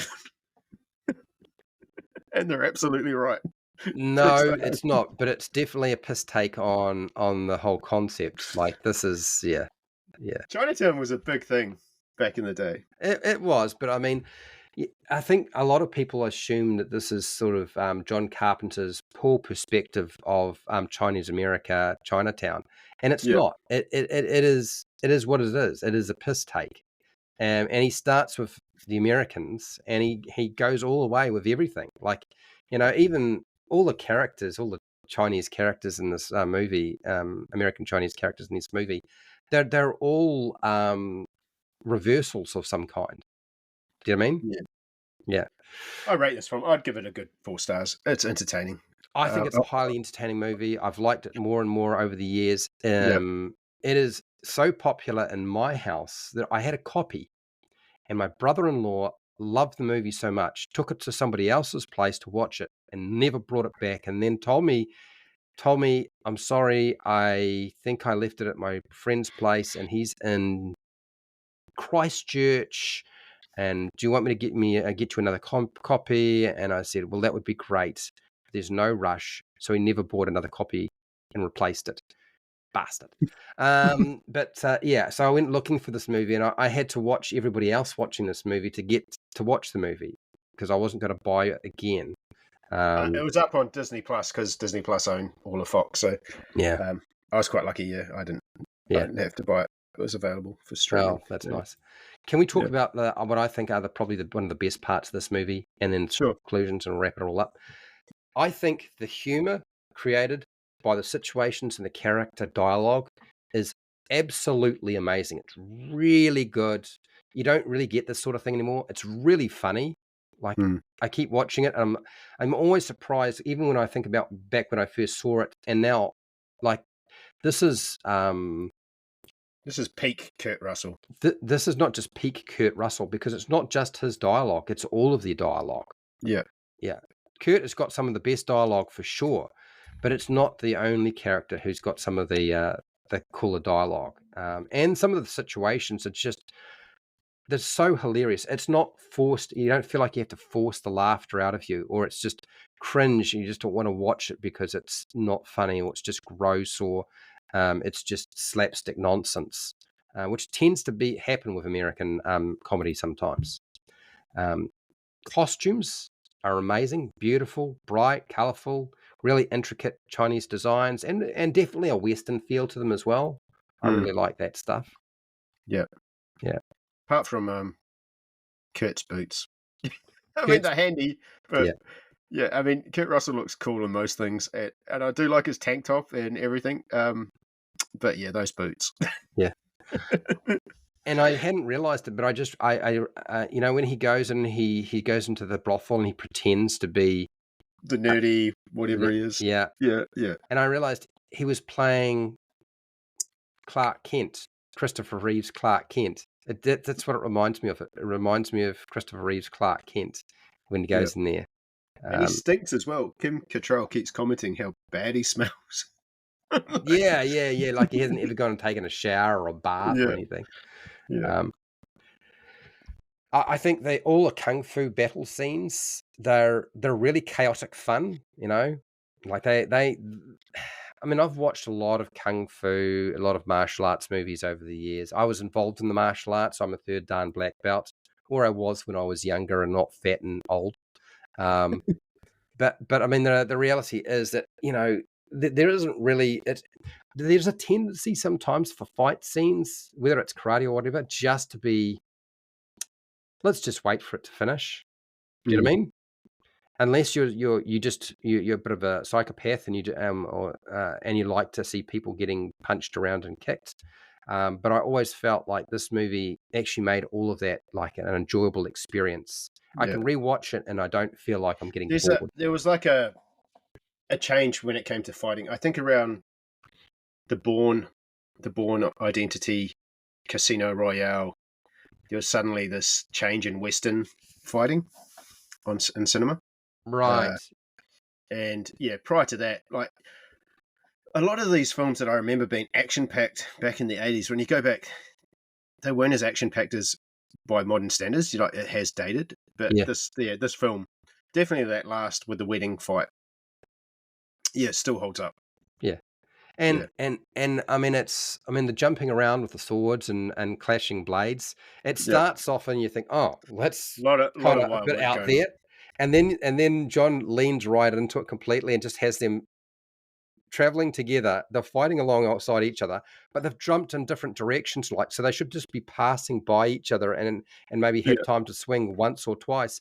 But then they just seem to be just flying through the air side by side, parallel, fighting away for God knows how long with those swords. It was hilarious when I saw that. I was like, okay, I realize what he's doing here. Because this is some of he's exaggerating what they do in a lot of the Chinese kung fu movies, where they have people who are sort of leaping off mountains and flying through the air on wires and just he definitely taking the piss out of it. I thought that was great. and the soundtrack. The soundtrack. You know, I don't think there's anybody in this movie apart from maybe Mao Yin who did a poor job with the acting. Like, I think all of them did a pretty good job with the acting in this movie. They are the character they needed to be. Mao Yin didn't really need to do any acting. She was just there. Very nice. Yeah, that's the one. The story, the setting, the characters, the magic, the monsters, so bizarre, very entertaining film. And I still remember the floating eyeball guardian monster. Some of the craziest monsters I've seen, the giant sewer creature, the shaggy ape demon thing, and exploding. Did you like the ambiguous ending? I think the ambiguous ending, when I saw it, I was like, oh. And you'd think that would be setting it up for a sequel.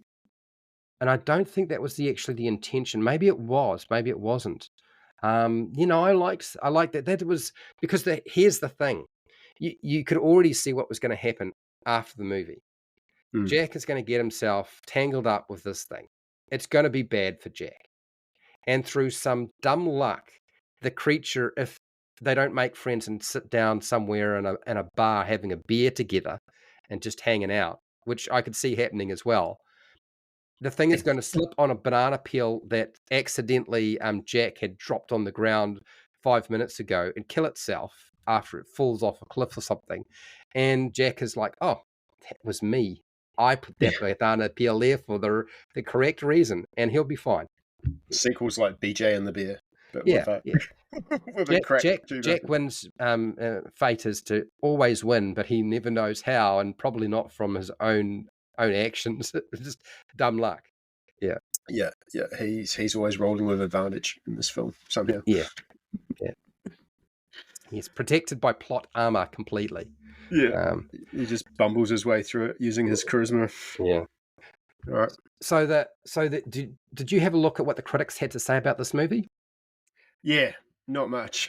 They did actually. Look, honestly, back in the day, I was watching a lot of the movie critics, and that was really funny. Big Trouble in Little China was expected to be a box office success by a lot of the critics who had watched it. They go in and they say, look, they were asked the normal questions, and at the end, and we didn't see this, but John and Kurt were saying, we had so many people at the end of our interviews saying, how excited are you for being the next box office hit for 2000 and for 1986?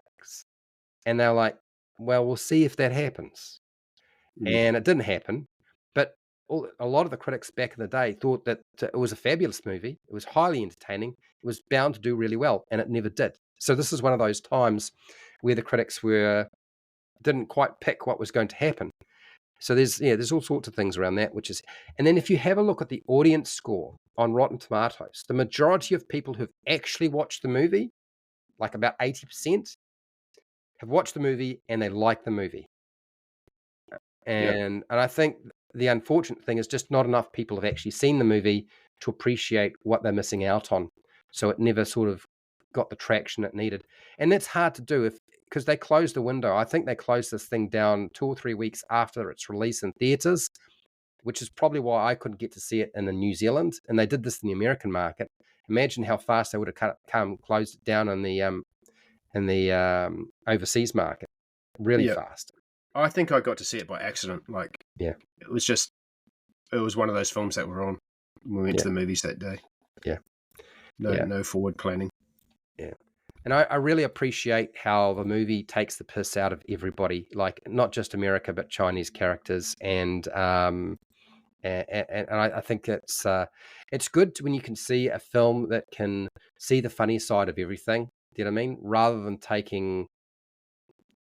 getting upset about stuff. Like too often, humor is you can't be funny because you're going to offend somebody. Do you know what I mean?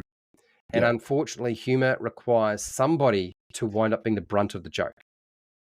Otherwise, you can't have humor. It's just part and parcel.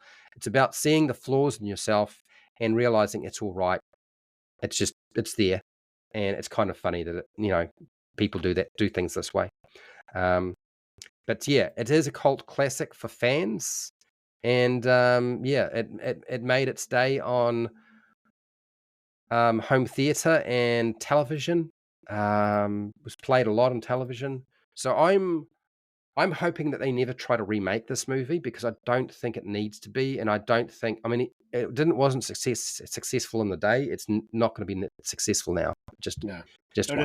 It'd just be generic. I mean, if The Rock remade it, it'd be awful. like his version of Baywatch, it just wouldn't capture. You wouldn't be able to capture what was magical about it. No, it just isn't going to be possible. But what I will say is, if you haven't seen it, which you probably have if you're listening to us, go and see the movie if you haven't seen the movie. And if you have seen the movie, I think it's time to rewatch the movie because this is one of those movies that could easily wind up getting lost in the digital age. It's the sort of movie that probably doesn't get enough views from people because they just don't know it exists. That streamers just take it off platforms because it's not getting enough people watching it because they do that with movies and TV shows all the time. I think it permanently lives on Disney because they bought all the rights to Fox. So yeah, but they've bought the rights for everything, but they don't keep everything up there. They take stuff down all the time. So yeah.